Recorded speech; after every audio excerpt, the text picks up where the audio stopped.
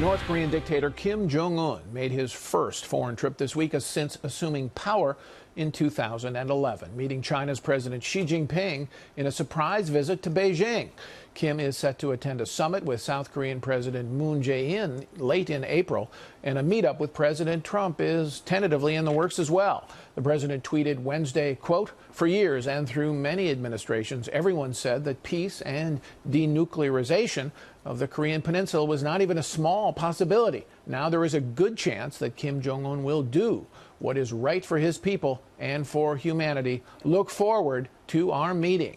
Paul Wolfowitz is a visiting scholar at the American Enterprise Institute. He served in many roles in government, including Deputy Secretary of Defense for President George W. Bush. Welcome, Paul.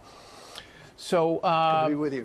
Let me ask you first about John Bolton, the new National Security Advisor. You've known John Bolton, worked with him for years. How would you describe his worldview? You know, I think in all these descriptions of John's worldview, there's a confusion between strategy and tactics. Strategically, I think he's very clear about who our enemies and adversaries are and who our friends are, and believes very much in pushing back on our adversaries and supporting our friends. But he does so, I think, in a generally very pragmatic way. One of the outstanding examples is what he pulled off in the first term of President George W. Bush, in the early part of this century. It was called the Proliferation Security Initiative. It was a way of getting an international legal basis for intercepting ships that were carrying contraband from North Korea and other places without going through the impossible process of a whole revision of the Non-Proliferation Treaty. It was very successful. I think it led to intercepting the centrifuges that were heading to Libya.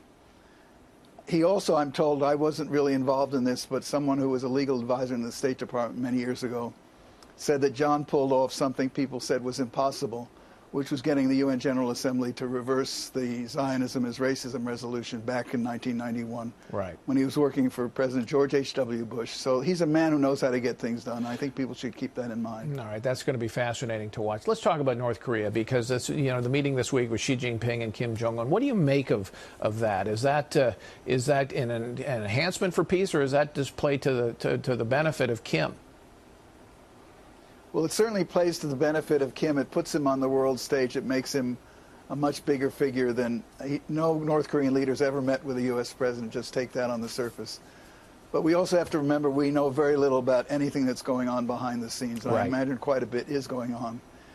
And this could just be a repeat of a play we've seen over and over again of play for time, promise things later, collect payment now, relax the sanctions. That would obviously be good both for Kim Jong Un and for Xi Jinping in China. But there could be something bigger going on, and I think we ought to keep our eye on that, because I'm not sure it's a good thing. He talks about the idea that he would not need nuclear weapons if North Korea's security was assured, but his demands for North Korean security assurance go a very long way. They basically involve the U.S. leaving South Korea militarily, some kind of deal between North and South Korea that might in fact end up being unification on Kim's terms. And unfortunately on this score, that would clearly suit Xi Jinping in China. And unfortunately it would suit possibly the current South Korean government, which is very sketchy, to be charitable, right, in its view of North Korea. And it just might suit President Trump's agenda of getting U.S. troops out of the peninsula, where they are still there 60 years after the armistice, and it's only because of the threat from North Korea. But wait a minute. But I think we could get in a lot of trouble there. Yeah, okay. Well, that could be, I mean, I think some people look at that, particularly that outcome, and say, well, that is could be the worst case scenario from a U.S. strategic interest, because you'd be tempted to, depending on the promises, once again, from Kim Jong Un, that they were in fact going to get rid of their nuclear program when they've violated how many promises over the last 25 years. So you'd have to say, if we fell for that, if Donald Trump fell for that, that would be a strategic defeat. I think it would be. Yeah. And I think it would cause great splits between us and Japan, and between us and the half of the South Korean population that is properly skeptical about North Korea. But we don't, of course, know where this is headed. But one thing that seems obvious is the meeting with Xi Jinping and then this planned meeting with the South Korean president that Kim Jong Un has planned. This is not the diplomatic isolation that they were under for more than for a long time, particularly in the Trump administration, where they're trying to apply so much pressure. This really does, as you say, put Kim on the world stage and makes him appear as if he's an equal with all of these leaders, not just a rogue government. Yeah, although if you look at the body language of that meeting in China, it's pretty clear who's the boss, and it's not Kim Jong Un. Well, true, but do you know what China is doing here? We don't know what role China is playing behind the scenes, do we?